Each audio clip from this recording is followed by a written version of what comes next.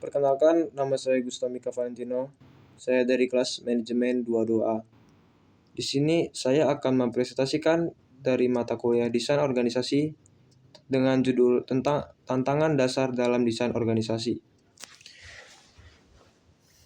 Desain organisasi yang efektif merupakan kunci untuk mewujudkan tujuan perusahaan. Namun, ada beberapa tantangan dasar yang harus dihadapi, dari menyesuaikan struktur hingga mengelola perubahan yang luas. Menyelaraskan struktur dengan tujuan, memahami tujuan.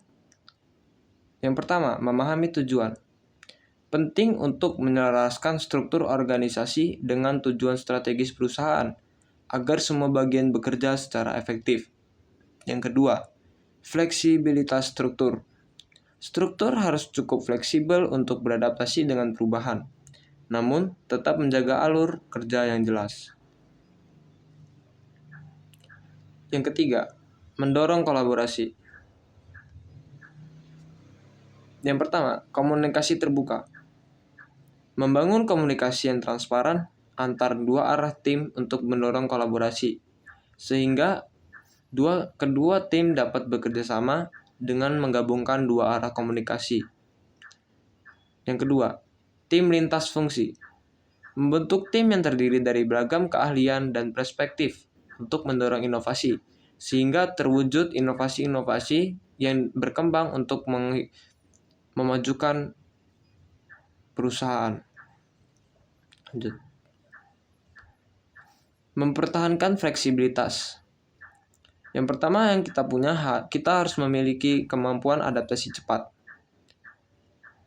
Organisasi juga harus mampu beradaptasi dengan cepat terhadap perubahan pasar, teknologi, dan tren, sehingga pasar dapat tetap berdiri walaupun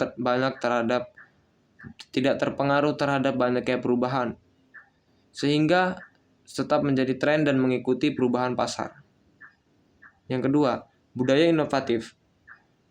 Memupuk budaya yang mendorong ide-ide baru dan mengeksperimentasi untuk meningkatkan proses dan produk. Yang terakhir, mengelola perubahan. Yang pertama, identifikasi. Mengidentifikasi area yang membutuhkan perubahan. Contohnya, kita harus mengevaluasi setiap perubahan dan kesalahan yang kita lakukan, sehingga perusahaan kita dapat maju dan berkembang. Yang kedua, perencanaan. Menyusun rencana perubahan yang terstruktur jelas untuk memastikan transisi yang mulus. Ini dapat dilakukan agar rencana yang kita lakukan sesuai dan searah dengan perjalanan, sehingga tidak banyak membuang-buang anggaran yang tidak perlu untuk membuat efektivitas keuangan dari perusahaan. Yang ketiga atau yang terakhir, implementasi. Melaksanakan perubahan dengan efektif dengan melibatkan seluruh tim untuk memantau kemajuan. Sekian dari presentasi yang saya sampaikan. Saya ucapkan terima kasih dan goodbye.